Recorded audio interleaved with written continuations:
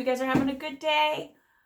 I want to talk about social distancing today, but I want to talk about that why we are social distancing, but we also need to practice at the same time. So I just have a couple bullet points why we're social distancing right now. Let's also practice one, not judging people. We can't control anyone. We have no idea what their paradigm is. Let's not judge people for how they are reacting in this crisis. We just don't know. Everyone has their own lens and their own story. And let's be gentle with them and ourselves and not judge them or ourselves on how we're reacting in this time of crisis. 2, let's allow ourselves to actually experience some discomfort. Discomfort often leads to connection and reflection, healing, wholeness, restoration, if we allow it to come. So don't deny what we're feeling, experience it, and move through it, not around it, move through it. Getting into a routine of taking care of ourselves. Good self-care, and I don't mean bubble baths. I mean paying attention to your financial health, your emotional health, your spiritual health. What does it look like to take care of yourself and get into a routine of that self-care all the time? Eating healthy, exercise, prayer, meditation, connection, reflection, good sleep, all of those things. Gosh, we need those things more than ever right now.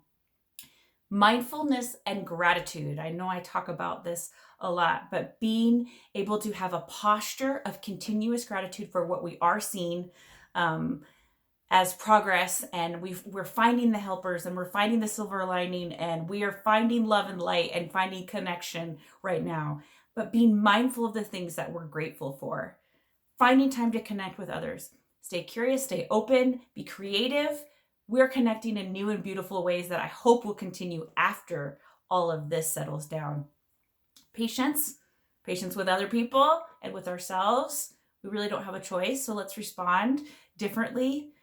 Being a little bit less busy and being okay with that. What does it look like to truly rest? Talking to ourselves about actually truly Sabbathing, slowing down. It's okay. We often talk about, gosh, I just wish things, could not be so busy for me. I think about every time somebody asks me how I'm doing, and I always say, it's terrible, but I always say, we're busy, but we're good. Now I could be able to actually lean into that and not be so busy, but still be good. And what does that look like for me and my family and for you?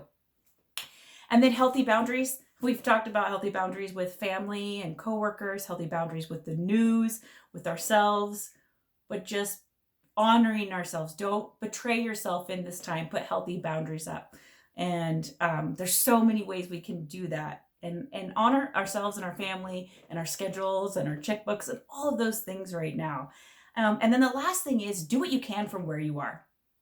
I love watching every day people being so creative in how they are connecting and helping and loving during this time, whether that is they are texting the elderly, they're delivering groceries, they're tutoring online, they're sending, encouraging emails and actual snail mail. I have friends who are at the food bank, helping box up food.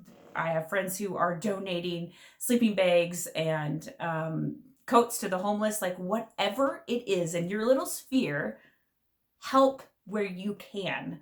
That is the beauty of us coming together and connecting right now. So we're practicing social distancing, but let's also practice these other things. And then again, stay connected. We're doing all of these things together. So social distancing, but not being distant. We're not distant. So let's continue to support each other, love one another, listen to one another, practice compassion and empathy in big and mighty ways. Keep sending me your prayer request. I love praying for you guys. We're in this together. God bless.